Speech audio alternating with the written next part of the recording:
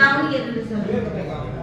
ಏನಾದ್ರು ಕರೆದು ಈಗ ಅಧಿಕಾರಿಗಳು ಕರೆಸಿ ಅವ್ರನ್ನ ಎನ್ಕ್ವೈರಿ ಮಾಡಿದ್ದೀವಿ.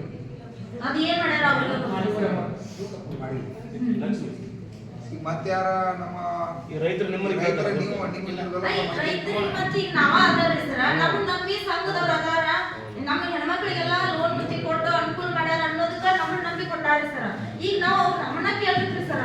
ನಾವಿಂದ ನಮ್ಮ ಆಫೀಸರ್ ಕೇಳ್ಬೇಕ್ರಿ ಸರ್. ಈಗ ಆಫೀಸರ್ನು ಅವ್ರ ಬೆನ್ ಹತ್ತವಲ್ರಿ ನಮಗ ರೈತರಿಗೆ ಜೋಡಿಸಿ ಕಾಯ್ಬಿಟ್ರಿ ಸರ್. ಜಿಲ್ಲಾ ಪಂಚಾಯತ್ ಅವರು. ಹಾ ರೀ ಸರ್. ಜಿಲ್ಲಾ ಪಂಚಾಯತ್ ಅವ್ರಿ ಸರ್, ತಾಲೂಕ್ ಪಂಚಾಯತ್ ಜಿಲ್ಲಾ ಪಂಚಾಯತ್ ಗೌರ್ಮೆಂಟ್ ಅಧಿಕಾರಿಗಳು ಪ್ರೈವೇಟ್ ಅದಾರ ಅವರು ಅದು ಬೇಸಿಕ್ ಕಾಂಟ್ರಾಕ್ಟ್ ಅಂತ ಅವ್ರು ಹೇಳ್ತಾರೆ ಸರ್.